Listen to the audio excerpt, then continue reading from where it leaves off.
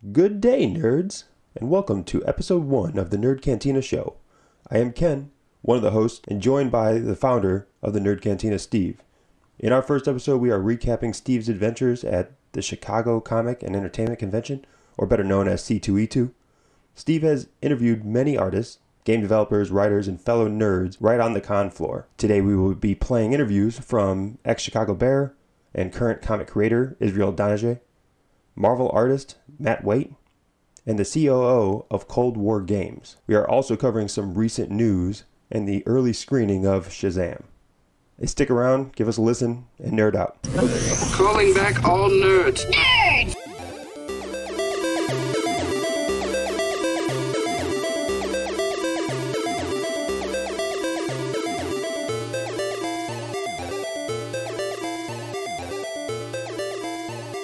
All right, well, welcome to episode 1 of the Nerd Cantina Show. We are doing a wrap-up with Steve, following him coming back from C2E2. Steve, how was your experience there? My experience was really good. It was really different than the past experiences I've had of just being a natural fanboy going to these cons. It was definitely more of the work side of these conventions, but I did enjoy myself. Having a press pass did give me some insider, avenues that I could explore that I've never been able to explore again. And I really did enjoy my time getting to talk to a lot of these people. The only cons I've ever been to were ones that I went to with you, with C2E2 in San Diego Comic-Con when we went. And I mean, they're a madhouse to take in as just a fan walking around Artist Alley and trying to maybe fight your way into a panel somewhere. I can't imagine the people who are doing this as a profession across the country, con after con. Well, even since you came to C2E2, San Diego Comic-Con is its own monster. That's the Super Bowl of Comic-Cons. So that was crazy in itself. But I want to say you came to C2E2 probably in 2014. Somewhere around there. Yeah. And it was still in its inception. This was their 10-year anniversary, I want to say. And I've been coming all 10 years, and they're at the point now where they're selling out on Saturday. They're almost selling out every day. You have over 100,000 people packing the largest convention center in the country. McCormick Place there's no convention center that has more square footage than McCormick Place, and they use all of it, which is an insane thought to begin with. So yeah, even since the last time you came, they've expanded the gaming section. The amount of old school boob tube TVs that they had plugged in for like old Nintendos to people game on was amazing. I could not imagine having to find that many non-flat screen TVs to be able to hook these machines up to and set up on the floor. That alone was a feat that I couldn't believe. Who was putting that together?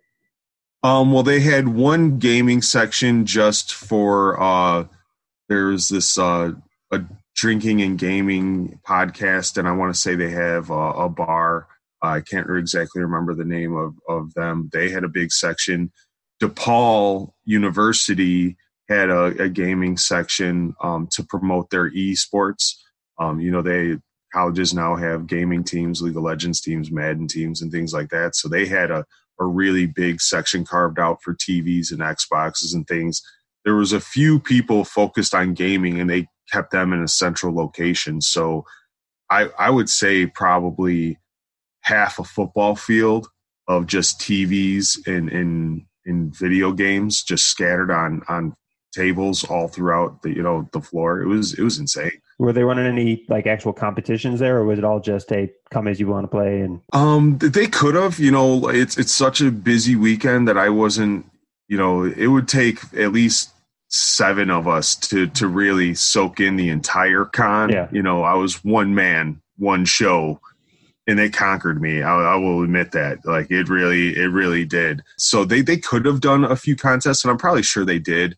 But it was mostly just promoting gaming, letting people that don't know each other or people play games that they haven't played before. It was really interesting. They had a lot of Japanese style video games there because the Japanese are very into the interactive video games where it's like Dance Dance Revolution, or you got to punch a bunch of buttons. It's not just like controller based or things like that. So they had a lot of Japanese style video games there that were cool to see people play, because they don't really get the opportunity to play those games. And then they had, just probably 30 Xbox Ones, 30 PlayStation 4s. Like it was pretty nuts. That's cool. And then, I know you spent the vast majority of your time I know you snuck your way down to Artist Alley as often as possible, because that's where you normally hang. And then cranking through a bunch of interviews with some really interesting people. I anticipate this is going to probably take us about 3 of our weekly episodes to get through all the interviews and that you've gotten. There are some spectacular individuals that you talked to. Any big takeaways? Yeah, I was really happy with the access I was able to get at C2E2. For any of our fellow podcasters out there that are interested in doing this, the best tip I could give is just don't be afraid to ask. You're not going to get the interview unless you ask for the interview. And I was quite shocked as to how receptive everyone was to put out their product, put out their information. That's the purpose that they're there for. They're there to promote, and when you show genuine interest in what they're promoting and what they're trying to put out into the world, and you let them know that you're going to take care of their property, that you're not trying to just churn out some interviews, that you actually, hey, this is, something I enjoy. That's kind of what I focused on too, is I went to artist side that I like. It's kind of personal, you know what I mean? It was a little selfish endeavor to take my press credentials and talk to some people that I really wanted to talk to. But I did an interview with an author that I didn't know until that day, Cory Doctorow, who was a fascinating man to talk to, unbelievably intelligent, very versed in technology and technology law and things like that. He owns one of the first blogs ever created. He's been running for 20 years. And just to sit down and talk with him and listen to his mind just ramble his views and things like that off of a lot of subjects that, I know we have a shared interest, like AI and tech and stuff like that. That was really cool. I mean, I was looking at just doing some research on him, and I was looking into his site, Boing Boing, his blog and some of his background. A fair amount of it was just over my head, in the sense that I would have had to take some time to understand really what he's trying to do, but definitely extremely active in the digital space, the digital rights space, and something that I haven't listened to that episode yet, and looking forward to it. Well, that's kind of why I like that interview. Is he is very intelligent, and his writing is on the higher scale of that. But during the interview, he was able to really convey his thoughts and feelings in a more natural way that I think our audience will really be able to receive. So I'm really looking forward to being able to put that out there. As a Chicago Bear fan, I got to talk to Israel Idonije, for a little while. We have a mutual friend, so I called in a favor for that. I had my daughter there that day, and he was running a little behind to get to his table. So he had a line of Bears fans waiting to greet him and meet him. And I was just standing over on the side, kind of setting up the equipment. And he actually snuck up behind me and Layla and scared the shit out of us. Just, and giant defensive end comes and he takes you off guard a little bit. But he gave us a few minutes of his time. He was a really busy man, but he really enjoyed it. He was happy to talk to us, and he was a very positive person. So as a Bear fan, you always get a little scared to meet your heroes. They say you don't want them to be jerks or anything like that. And it was really refreshing to see how nice of a guy he was. And I'm really happy that we get to promote his work a little bit too. Yeah, and he was never shy when playing for the Bears on his nerd life and nerd culture. No, and that's one of the questions I asked him, how it was being in a locker room as a nerd. And I know Lance Briggs has his own comic, and he actually informed me that there was actually many Bears on that team that were part of that nerd life, yeah. And they would have some really intense discussions and things like that. All right. Well, not to tip our hand too much on some interviews that we're going to be rolling out over here the next couple of weeks here. Any major news or major takeaways you got coming out of C2E2? Well, during C2E2 on Saturday, Marvel did have a big panel and they made a few big announcements. They have 3 titles that are going to release over the next coming months. War of Realms, which is going to be a Thor-based comic. They're very vague on storylines and what this entails and characters done. They release a little bit of artwork, so if you our listeners want to just Google these things and look at some of the art, you might be able to get a little bit of feel where they're taking this on to. Another title or another run that they're doing with Alan Hickman, which is a phenomenal writer. He's doing House of X and Power of X. That's going to be an X-Men crossover title. House of X as in the letter X, and then Power of X as in the Roman numeral X, as in 10. So those are kind of hints that they're giving away. Our friend of the show, Mark Brooks, did the announcement art for that title that they released at the show. I know from talking to him, he spent over 3 weeks drawing this, and they said everything in that art is specifically intentional. So if you pick up something like, why is this character dressed like that? Why is this character like this? They said every nitpicky thing in that panel is intentional. So that's something that our listeners might want to look up. I saw Mark Brooks's release of it, or where he posted it up on Facebook, and just everybody just chiming in on the comics, zooming in on different parts, asking him about, hey, what's this little bug? What's this little bug doing down there? And like he's going to tell you, right? You know, like I'm going to jeopardize my contract by giving away the big thing that CB released at C2E2. Like, no, he's not. I don't think anybody's going to be able to coax that out of him at all. It's a phenomenal piece of art, though, that he drew, and it's amazing. The amount of detail and characters that he jammed into a single piece there is ridiculous. And he was working on something. For those that follow Mark Brooks, he let people know, like, he would just put a picture of a hand up and be like, still working on this thing, and I can't show anybody anything, but here's this really cool hand that I did today, it was amazing. The other last one that they announced was this title, Absolute Carnage. So they're going to do a really kind of major Carnage story, which everybody just loves. He's kind of like the Joker of Marvel, just this demented villain that everybody loves to watch terrorize the characters of Marvel. So those were the 3 major titles that they released during the Marvel panel, and that's exciting. Like I haven't actually purchased many single issues in a while. I kind of wait for them all to wrap up and buy the trades so I can keep up in the news. But I think the House of X and the Power of X, and maybe even the War of Realms, are ones that as a collector I'm going to need to have.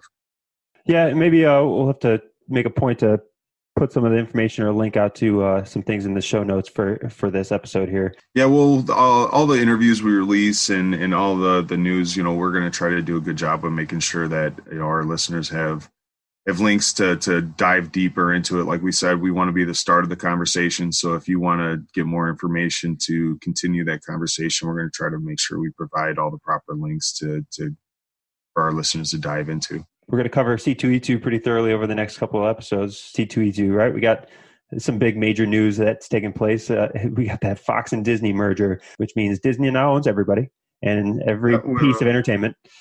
Owns your childhood, owns your future childhood, owns everything, which, depending on your views, could be good or bad. If you're a big antitrust person, not so much, but really, I want to say the goal for this was to give Marvel back control. Like, I don't think they were really interested in all the other. I mean, Fox owns so many properties that, now Disney has access to. But I think the ones they were really wanting to, which is their billion-dollar industry in Marvel, they wanted the X-Men back. And you can't really blame them. And I don't think Fox was willing to play nice like Sony was.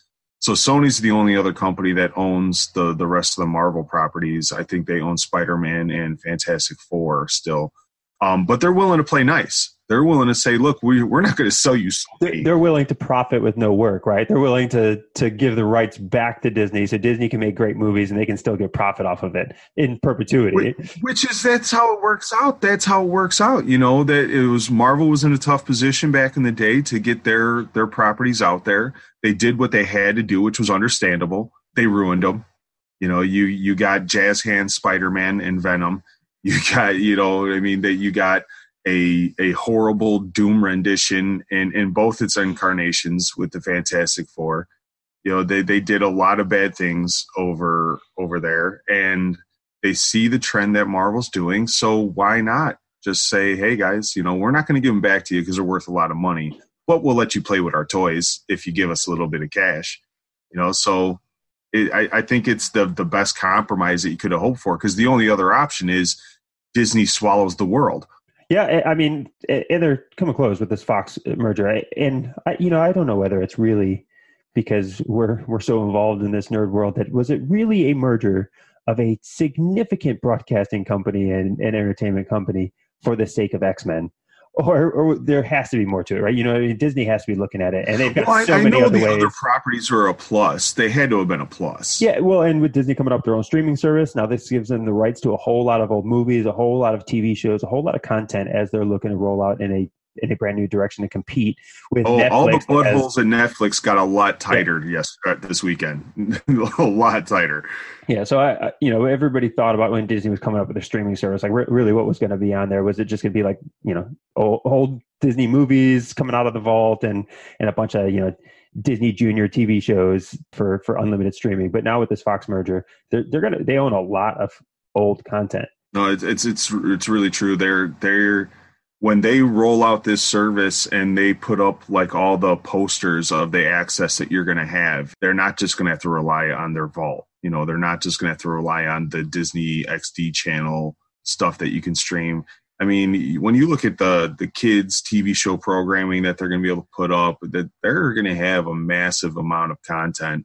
And every other streaming service, I think, is really kind of contemplating, how they're going to have to handle this now, because things are coming down off Netflix, Hulu, Amazon Prime. They're all going to lose a few of their movies that they have access to and things like that.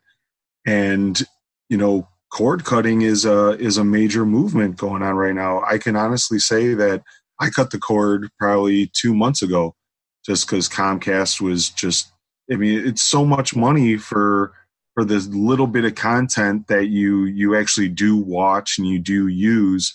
I went to Hulu's live TV service. I save about $40-50 a month, and they have more of a package based, if you want these channels, just add a couple bucks a month. If you don't watch these channels, don't add it, and you can scale your TV rights there. So all I have right now is internet through Comcast, and I use Hulu for my TV and have Netflix. Yeah. I mean, me, I cut the cord about 6 years ago, and I just stopped with TV and, just doing pretty much Netflix, a little bit of.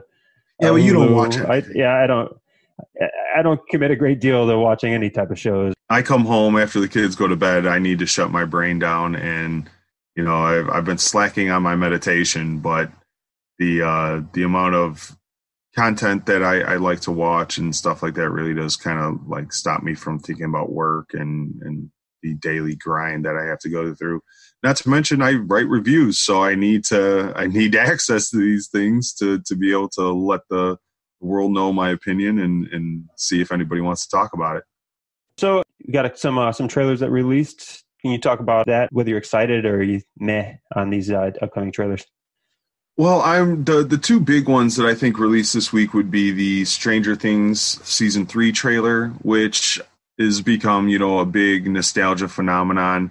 It seems like they're going with the 80s summer camp horror, theme this season, which is fun. They've done everything right. They've earned the benefit of the doubt.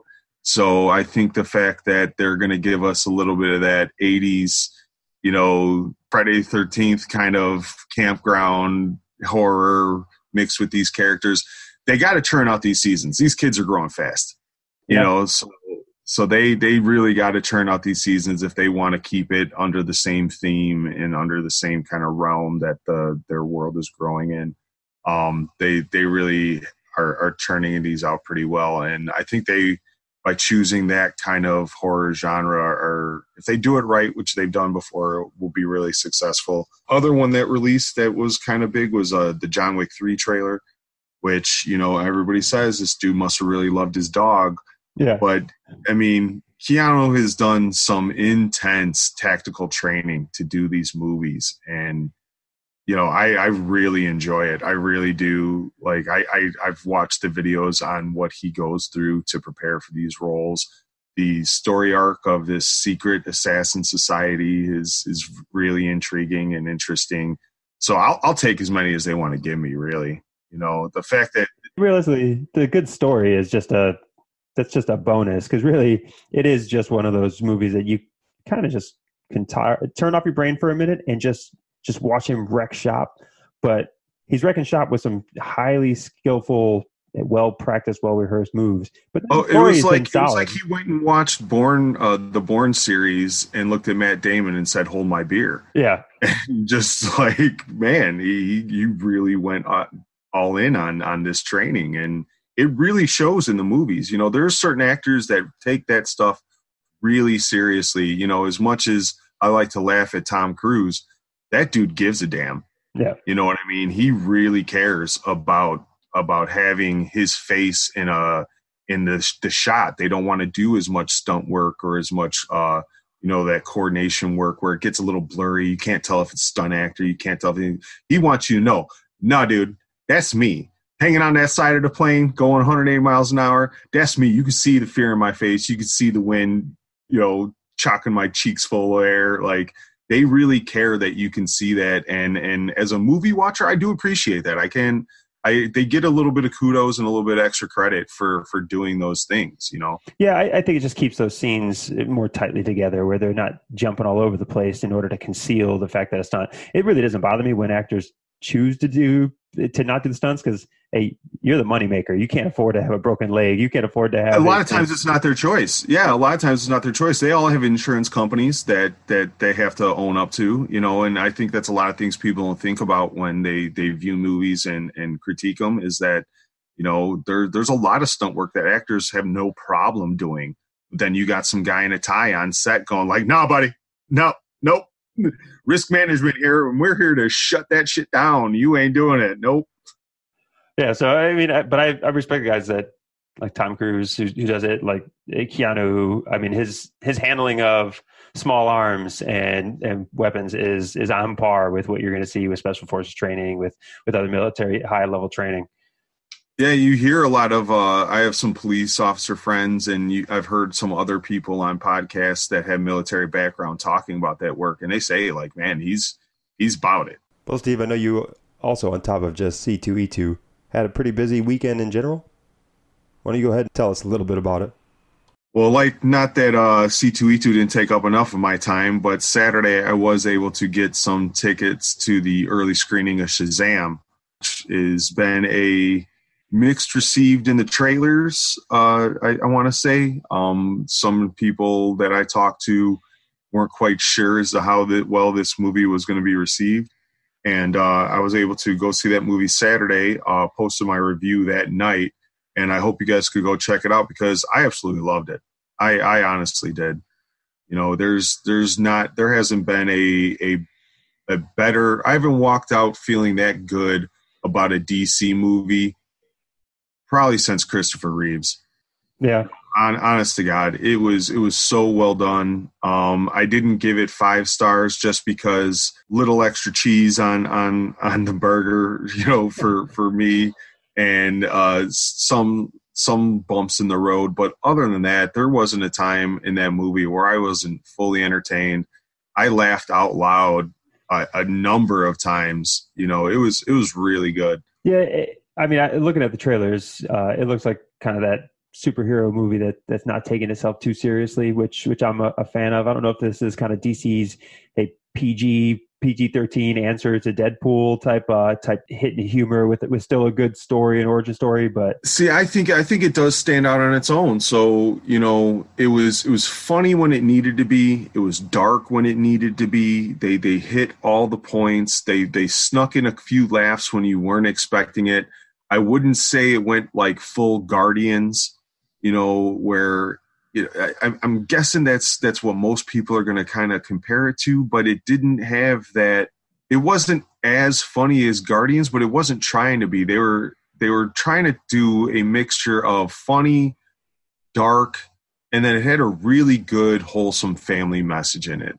So how Guardians really isn't trying to hit you with a message as much. They really wanted you to walk away with that family message, which I really appreciated. It was really done well.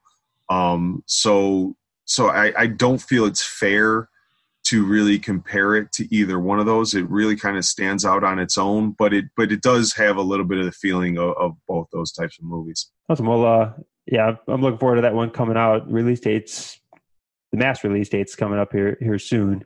And good that you got that review out there in time for people to kind of I'm hoping people can check out the review and I can really push them over the fence to go in and seeing it, because I really doubt that anybody's going to walk out of that theater regretting spending the $12 to $15 that it takes to go see this movie. So if you are part of the the superhero genre fans, and especially if you're a DC fan, I said at the end of my interview, they've been taking L's for so long, man. They've just been taking them to the chin. I mean, they had Wonder Woman.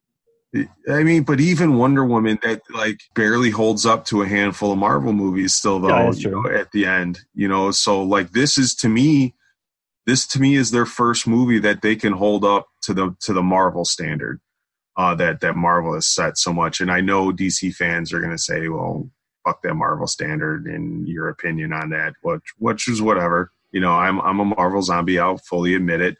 But I do love the characters of DC. They have some of the most iconic characters in comic book history. And it's been sad to see these characters just focus grouped and just misused. And yeah, it's as a comic fan, it's pained me to see what they did with the DC franchise. And this is the first one that was really, I'm not a clapper at the end of movies. That kind of annoys me when people are clap at the end of a movie. Who the fuck you clapping for? No one's going to come out and give you a goddamn bow.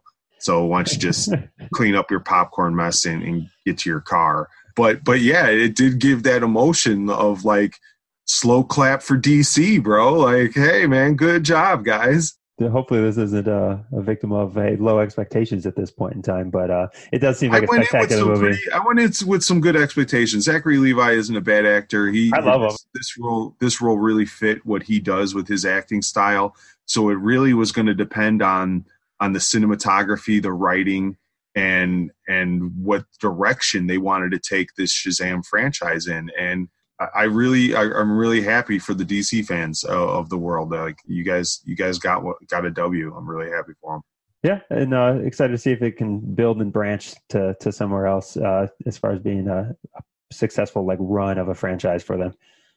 If it's received as well as I received it and they listen to that feedback, I'm hoping they carry this on into even the other franchises. They don't have to make the next Batman movie a comedy, but if they take some of the lessons of like what they did with the cinematography, like, Wonder Woman's very dark cinematography, Batman's very dark cinematography, Superman's dark. They put this dark tone to the whole movie, and they took that away for Shazam, and I think that really worked in their favor. And it's not because it was just a lighthearted movie, but because you don't need to have that visual tone to coincide with your dark moments if you do the writing well, if the acting's well. I don't need it to the whole theater to be this dim gloom, bum bum bum. Like I say, how are you supposed to know there's danger if it isn't foggy and dark out? I have a brain. That's how I know. I have a brain. I pay attention. I'm watching the fucking movie. I get it. Well, again, that review is up on the nerdcantina.com. Go ahead and check it out before the movie release so you can get out and see it. All right. Well, I think from here, let's go ahead and move on into the first podcast, right? And I think as both of us being hometown Chicago guys and big lifelong Bears fans, hey, let's kick it to the short interview with Izzy Idonije. Yeah, the talk with Izzy went really well. I was really happy that he was able to get us some time. Just touching base on his nerd life. I had even mentioned in the interview that, anybody that wants to know about Izzy's NFL stats, it's a Google search away. I didn't really want to touch on anything that had to do with football per se. You know what I mean? He was one of the Bears defensive greats. If you want to know about his NFL career, you can easily get that information. I only had a limited amount of time, and I really kind of wanted to touch base on his nerd life. So that's kind of where I try to direct it, and I hope everyone enjoys it. So we're here with Israel Idonije. Thank you very much for taking a couple minutes out of your day to talk with us.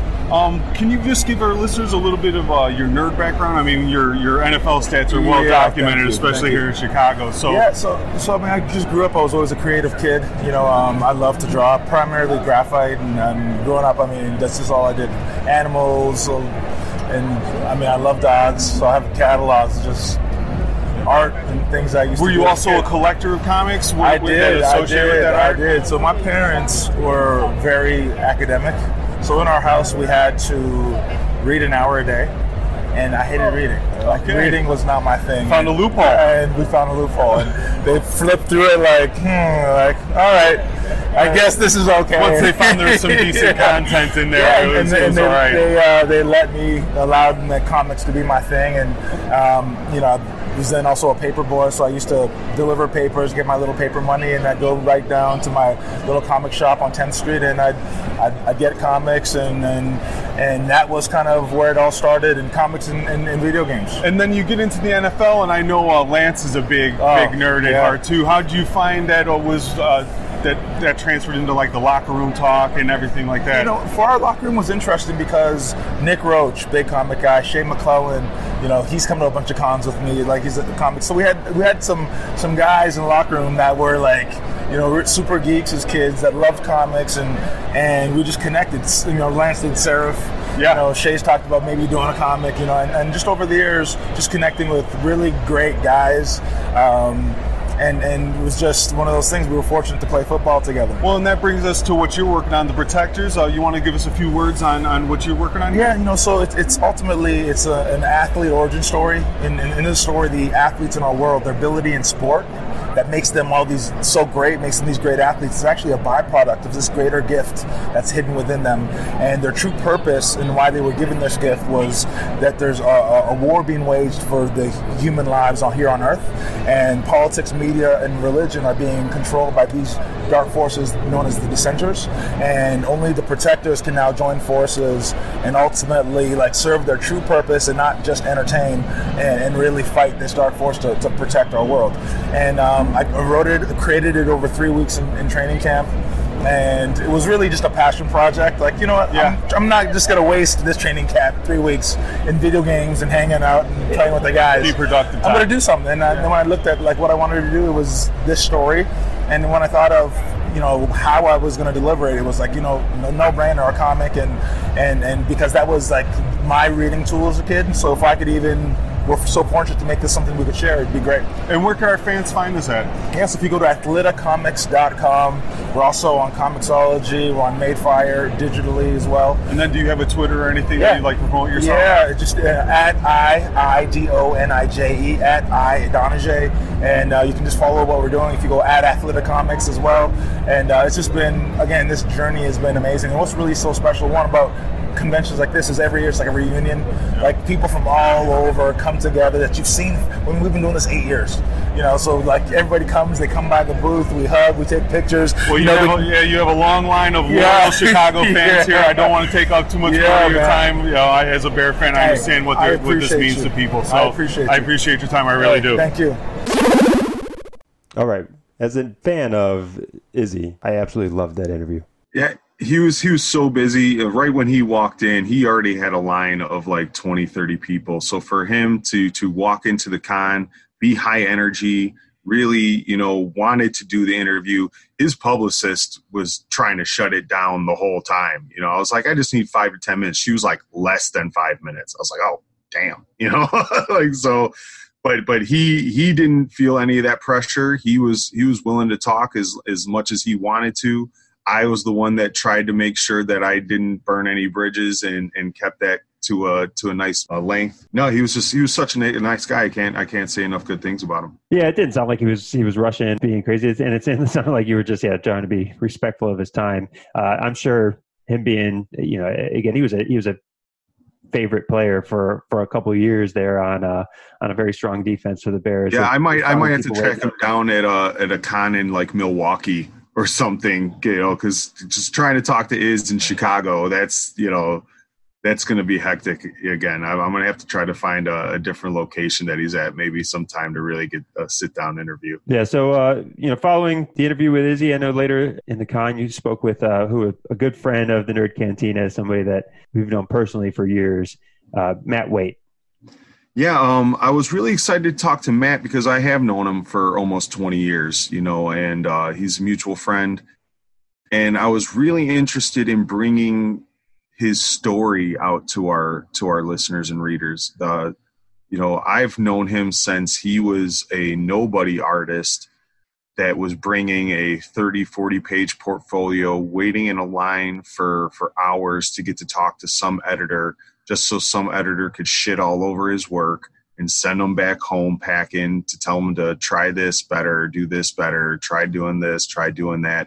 So to get his story of that grind out for any of our listeners that are aspiring artists or aspiring writers for comics, like I really wanted him to be able to express that and bring that information to our listeners.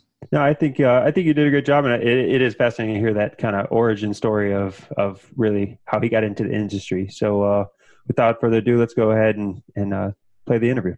All right, so we're here with Matt Waite at C2E2. Thanks for coming out, Matt. How's it going? Full disclosure, me and Matt have actually known each other for almost 2 decades now. It's about 18 years now. Going on 2 decades. And one of the things, since we've known each other for so long, that I actually wanted to talk about for our listeners to hear is it's kind of your journey from an up-and-coming artist, coming out arts, to actually now having a booth with Marvel published covers on your table, your original art, your upcoming series and stuff like that. Explain to us kind of like how that process was for you, because I do remember the days of you carrying around a big folder and standing in some long lines trying to get seen. I do miss those days sometimes, but yeah, so back when I started out, dropped out of college because I didn't feel that I needed to spend $100,000 to get a sheet of paper to tell me that I could draw. So I started pulling off some fan art and then coming to the conventions and starting in 99 and talking to a lot of the artists, talking to a lot of the publishers. Okay, what do I need to do to get some work going? So they directed me to do not so much fan art, but start looking towards sequential art. How basically storyboarding for movies. Okay. And then start doing that, come back the next year, we'll take a look, and then we'll tell you where you need to improve. So it was a multi-year process of finding out what they wanted you to see, what they wanted you to show them, and it was just constantly being persistent in their needs and what they were looking for. Yeah, so every time I did it, it came above and beyond. So, okay, let's try this next, let's try this next. First big break happened, San Diego Comic-Con, 2008. So you're going from 98 to 2008. Yeah, so we're talking 2007. We're talking about a decade of grinding, just constantly churning out artwork, travel, owning your craft, meeting the people that you needed to meet, making sure that you weren't roaming around a con looking at cool stuff, that you were standing in line waiting to make sure you talked to who you hours-long lines just to talk to an editor or a certain artist that a lot of the stuff I learned from artists is, okay, try X, Y, and Z in your art. Thicker lines, more emotion, just how to do the basic layouts. That's the thing is with the artist community, we're so small and niche that we actually take care of each other. Okay, we'll try, especially up-and-comers, because they're the next generation that's coming up. So Who would you say was most kind of, maybe not necessarily influential on your artwork, but who was the guy that kind of always turned you in the right direction as you were going? Either the one or few artists that you could give that credit to? The first person that actually gave me nods was Dennis Calero. Then right behind him was Mark Brooks. And then C.B. Sobolski took notice of me a while back also. My influence work basically is Brooks and Stuart Eminem and Doc Shadner. So those are the three guys I look towards that my style kind of contours. Not so much Brooks now, but Brooks 2006, 2007. Yeah. Very clean, very precise. But those are the three influencers of my whole everything that I do now. So 10 years of talking to these artists, networking, standing in the lines brings us to San Diego Comic-Con 2008. So what was it at San Diego Comic-Con in 2008 that changed everything for you? I did a portfolio review with DC Comics. My very first break into comics was the Green Lantern movie. Okay. There's not too many positive things many people can say about that Green Lantern movie. You were probably in a very selective group that will credit that movie with being a very positive influence on your life. I will love that movie till the day I die. Right down to the CGI costume and everything. I don't know if Ryan Reynolds is on a panel here. He might fight you if you say that too loud. I will still fight to the death that was a great movie in my eyes. So what was it about the Green Lantern movie that they had you working on that really got you some limelight?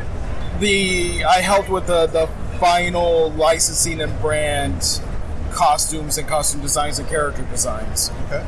So the last little tweaks that they needed. So that's where I started out. Then from there, it started off. My main niche now is the video game covers, which actually spawned off of a what I like to call Shiggles piece. And it started with Valiant.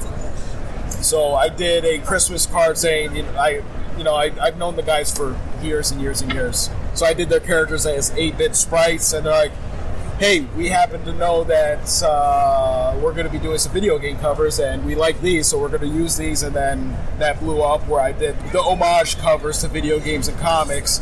Then Marvel took notice, and he's like, we want now too. So Valiant tried to put the kibosh on that right away, trying to assign me to exclusive. Trying to make it exclusive, yeah. But they wanted me exclusive for 20 covers, and Marvel wanted me for 6. I ran the numbers, business decision-wise, I had to go with Marvel. Exposure and whatnot. Not even so, just the monetary. Okay. 20 covers was still $500 less than what Marvel was paying me to do 6. Okay. That was just a smart business decision. And from what I know about those 6 covers you did for Marvel, they were some of the more well-received covers in the last few years even. Yep. It's the 3rd highest Deadpool valued behind New Mutants 98 and I think X-Force 2 or X-Force 6 or one of them. So now from San Diego Comic-Con 2008 to now, with you having those 6 Marvel covers on your belt, knowing that one of your covers is one of the most sought after covers of that character, if not covers in Marvel generally, what did that kind of do for your confidence as from now on when you go to pitch your work and things like that? Because when you're walking around as a young guy with a portfolio, you looked. You had fear in your eyes. I know you had fear in your eyes. Yeah, fear in your eyes. You're trying to not explain things away, like, "Oh, I was tired. I didn't know," but you're just like holding your tongue. And the first time I got my Marvel cover, I was over the moon. I just happened to get an email saying, "Hey, we want you for 6, and then this is what we're going to do." And one of our mutual good friends loves Darkhawk, and I was a huge X-23 fan. The first cover I did had both of them on it, so it was just like, it was kismet, Yeah, you get to throw those little signature things in on a widely published comic. Yeah. The very first book that I got to do for Marvel was my favorite cover and my best friend's favorite character also, so that was just a huge, it was going to be great. And seeing some of the stuff that I did, like the Taco Time cover, go into Hot Topic and get licensed out into Loot Crate, Hot Topic, and other T-shirt. And you kind of know you hit something, some gold if once you get bootlegged a few times. Yeah. And there's many bootlegs. And China's really kind of stealing the thunder. That's what kind of you've hit a certain mark in the artistic community. Yeah, so, and then there's other people trying to do what I do, and they don't do it well, because they don't, I like to take time to make sure that the characters fit the homage.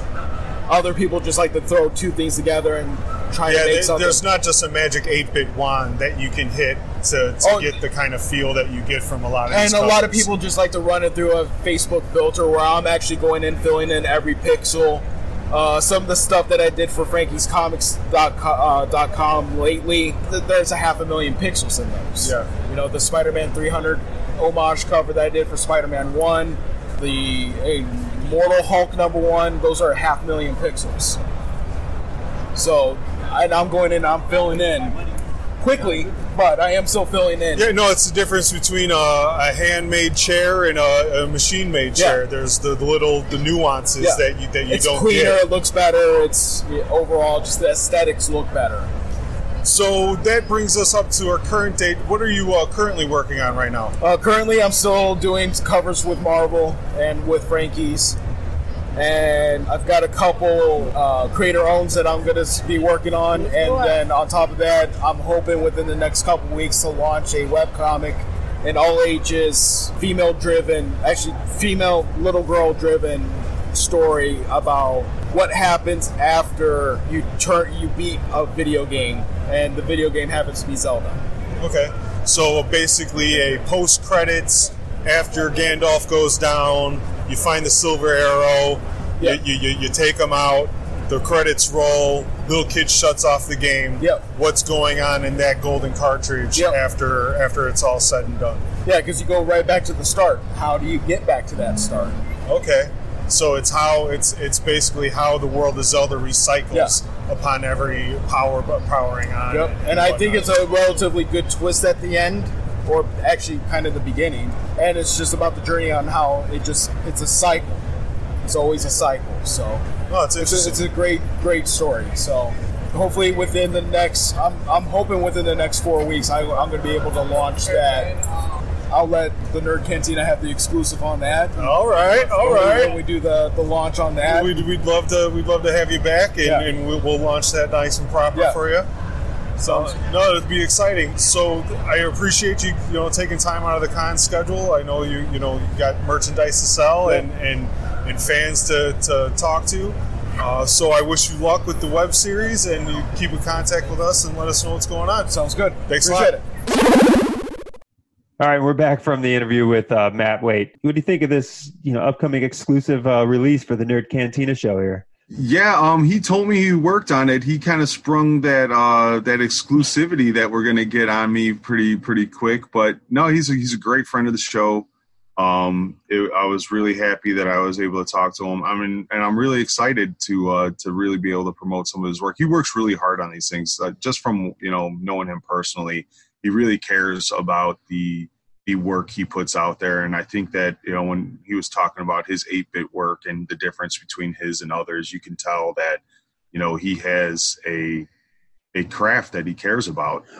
His 8-bit work is something that is absolutely fascinating, because it's like you go into the 8-bit, very simple by design, but he's legitimately getting emotion, and he's getting some humor and things captured into 8-bit simple design. And it's not easy. It's not something that everybody can do. It's a popular trend now, and he really kind of pioneered that. Some of his 8-bit covers and his work that he's done on there has really pushed that trend to the top of pop culture. And, I really, I'm glad that he was noticed for that by Marvel and Valiant. And now that he's that niche is getting a little worn out. I mean, he still does it because he's still so great at it, and there's still a demand for it.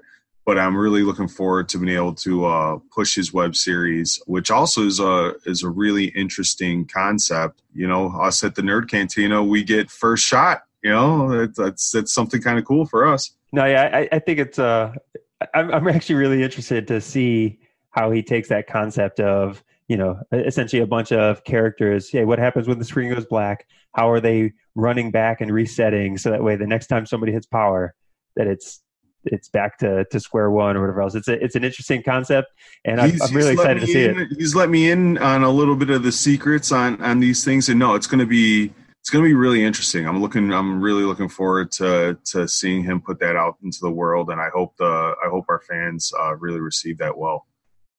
And then, not to mention, his art's going to be phenomenal. So, the story is going to be great, but his talent is going to, I'm sure, show through. Oh, always.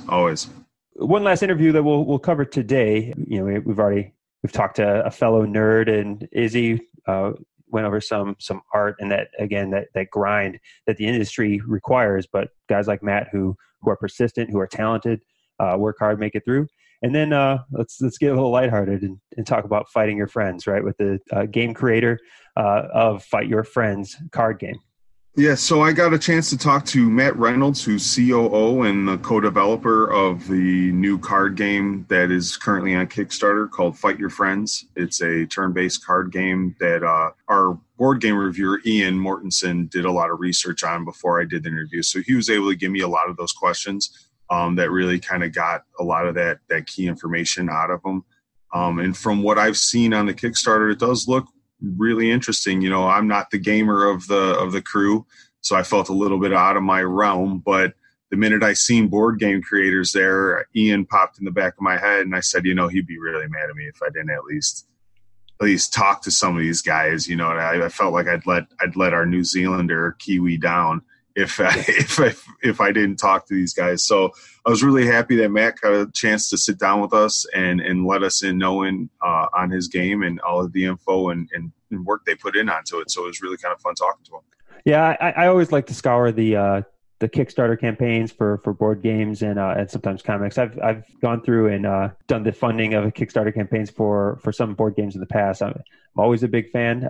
Didn't come across this one or know anything about this one. It sounds really unique what he's put together as far as the artwork. So we'll go ahead and kick it to the interview and let the listeners hear it. All right, folks, I'm here with Matt Reynolds, COO and co-developer of Fight Your Friends. How you doing today, sir? Doing pretty good. I appreciate you taking a few minutes out of this busy con schedule. It's Sunday. It's been a long weekend. It's been exciting. You have this Kickstarter going, card game called Fight Your Friends. It has a very kind of specific style. Can you give us some background on how you guys came up with that style? Yep, so the style of the game is we wanted something very quick, very snappy, and a way to involve all of the other creators and developers that are in our network, in our industry. And the best way to do that was to speak with the artists that are well-known, some that are up-and-coming. We've got Ashley Witter, who extremely talented, does Squares the comic, does Squares the game, and she also has characters in Fight Your Friends. Well, we've got Ash Masco, Sora Soon, Tony Santiago, one that hasn't been revealed yet, but we're very excited. So that'll be announced on Monday or Tuesday, just after C2E2. We've got Trevor Mueller, who does Albert the Alien, Sherrard Jackson with Darby, Colette Turner, Dawn Mateague, just this long list of people that we get to support with this game. So it seems like you guys took a lot of time to come up with that concept, to bring in all these creators. How long did you think, would you say it took to round all these people up, come up with the concept of the game, and really now finally get it to push? Steve, it's hard to say. Originally we thought it was going to take years. When we were looking at the project, we knew quite a few of them already just for being at conventions and building relationships. And we weren't sure if it was something that they were going to love or want to be part of. But everyone that we have approached with it has fell in love with the idea. It's a great way that we can support them and get them out there. We are so humbled that they are, that they're willing to work with us. And it's crazy to get that same response and kind of like, oh, we've been waiting for you guys to come along and just have this awesome thing that, can we just use your stuff and have you part of this? And it's a huge indie creator movement we're trying for. So now we have a board game reviewer who lives in New Zealand. He couldn't be here, unfortunately. It's a long flight. He did give me a few questions that he was kind of pondering, and he wanted to know kind of what was the process to determine card value. He's a big board gamer, and he just kind of likes to know, what was your process in trying to determining that, and how that worked out for you. So for balancing of the cards, for Fight Your Friends, they have a gold value on them, and then they'll each have an attack, a magic, and a defensive stat. And they'll also have a little friendship bonus. The only way that we could fine-tune that and balance it against themselves and the other cards is limit the amount to play with. So you have to pick 10 cards, so you've got 10 friends, and it's a maximum of 30 gold. So you can't go over it, you can't have all the strong ones, but you can have stuff that's weaker. With that, we change the gold value depending on how strong they are. And that'll prevent from having just this one thing that's always played versus having a wide breadth of selection. And you're on Kickstarter right now. Why go the Kickstarter route over publishing route instead of pitching the game? What advantages do you find with working with Kickstarter? Do you feel you have more control over your property that way, or? Well, in either way, we're self-published, so we would have control over it. In both cases, we work direct with the manufacturer. But going just direct and releasing it, we would miss a lot of opportunity to promote the artists that have wanted to be part of this project. And we want that lead time so we can keep pushing them as we're at conventions and they're there. Hey, we've got this game, but guess what? These guys are also here, so go and check them out. We want more people to see just this amazing talent that's all around them. And this is your second Kickstarter that you've done? That's correct. What did would you say you learned from the first time you ran a Kickstarter and getting the game out, now that you're going in your second time around? What are you doing differently this time that you think will benefit you in the long run? So in our first one, we underestimated the process a little bit, and we ran into an issue where we were getting delays with the manufacturing and the publisher that we were trying to work with, and we had an idea of how the process was going to work, but we didn't really have this full grasp on it, and we had to troubleshoot some surprises. There was a bit of a delay, and luckily our fans are really awesome, and we were really good to them. We didn't have any people that were too upset, and then we finally delivered it, and everybody was happy. So we have circumvented those issues this time since we learned from it, and we've got a couple extra things that we have worked on to prevent those issues from happening. So we've got a little bit of a more reasonable lead time this go around versus, we can get it done now, and that's not how the industry worked. Okay. Now, do you want to give our listeners a quick place where they can find you guys, any other works that you guys have worked on, so they can kind of get to those games also? Yep, so the best way to look us up is at coldwar.us, so it's coldwar.us, and then our store's on there. The Fight Your Friends is just fightyourfriends.net, and then from there we've got links to the artists in our Hall of Fame. We've got the long list that we keep adding to. Do you have any social media that you'd like to let our friends know? Do you guys have a Twitter, Facebook pages? We have all of that. So it's Cold War for Instagram. Facebook, we've got Cold War, Squarriors TCG, Fight Your Friends. Most of those contacts are listed on coldwar.us, though. Okay. I don't even know if half of those are right. Well, I'm sure if they can Google Cold Wars, we can Google Fight Your Friends. The Kickstarter's up and running, and I wish you guys all the success, and thanks a lot for taking some time all with us today. Absolutely, I appreciate it. All right, we're back following the Fight Your Friends interview. Again, it sounds like a really awesome game. It sounds like a lot of effort put into the artwork for a card game, right? Yeah, the amount of creators that he's trying to pool from the gaming community to put this game out was really interesting to me. It seems like he's just trying to gather up all his gaming friends and put together a pretty cool card game. Yeah, and it's really cool that that so many people, as you said, responded and were just willing to help and be a part of the project. Collaborative works like that are great to see in the industry. Yeah, we're going to have to get Ian a copy of it and let him go to town at his local gaming hall and get a review up there for us. Yeah, and for any listeners who found it interesting, just remember this is a Kickstarter campaign, and he's trying to bring this to mass market. He's trying to bring it to people. So if you've got a few bucks, go on there and support and help fund that Kickstarter campaign, so that game concept and art can get out to the world. Yeah, please do so. And you'll find that Kickstarter campaign or a link to the Kickstarter campaign on our show notes following this episode. So, Steve, any parting shots you want to talk about here as we transition out? Well, it was a busy weekend. I did, I want to say 15 to 18 interviews. I made contacts with about 4 or 5 other people that we just couldn't fit the time in over the con weekend to touch base with, that I have to email over the next week and set up some Skype interviews with. So I'll be writing a lot of articles that are going to post up on the site that coincide with C2E2. I want to do a Best of Cosplay article that's going to post up on our site that won't really hit the podcast. I talked to a lot of women this year. There's a lot of women authors, a lot of women artists and things like that. So I want to do maybe a piece on the women of C2E2 to coincide with the big Captain Marvel women empowerment movement that we're seeing the wave of now. There were some great female contributors to the art community that I really want to kind of put out into the world. Yeah, there's just so much, there's so much, and a lot of it doesn't transfer well into podcasts. The cosplayers, people want to see the costumes, things like that. So we're gonna be putting out a lot of this content out on the nerdcantina.com. So if you enjoy what we were talking about on the show, I highly suggest you head over to the site, see what else we're cooking up with. It was a really busy weekend, and some of the cosplay does translate, right? Because you had a spectacular interview with Erica Fett.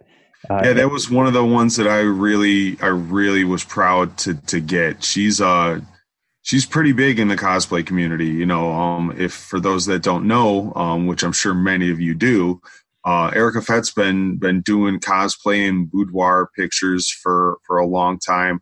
I really wanted to get a hold of her because I find that a lot of the women that do more of the not safe for work nerd cosplay, pictures and things like that, they weren't nerds to start. They see the trend and they know the audience. So let me throw on a Slave Leia outfit and get some followers. She really loves this life. She's been about this life. I also wanted to let the world know, that, she has a master's degree in law. She's no dummy at all, and I wanted to make sure that a lot of our fans got to see that aspect of her too. It was a really fun interview. She was a sweetheart. And we'll bring that to our audience here on probably the next episode, and it's something to look forward to for you listeners. Well, Steve, I think that wraps up episode 1 or show 1 of the C2E2 wrap up, and pick this back up coming up here next week.